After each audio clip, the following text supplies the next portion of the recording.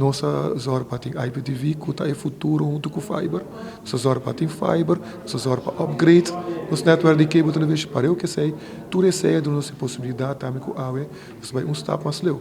Cliente dan por corda, como sei, tercemos a bisa, tão importante para o cliente dan tem por fazer escorrência, ora quando quer serviço, tão importante também para o serviço está dando preço aceitável, tão importante também nós tem roupa e boa qualidade. E junto que sei, nós queremos, momento chega aqui não, nós podemos anunciar a todo cliente também quando nós escuta de não e está algo que tecnicamente e comercialmente possível para aceitar introduzir esse serviço, o que se chama pick and choose, que basicamente será o seguinte, que o cliente pode escolher cada serviço à parte.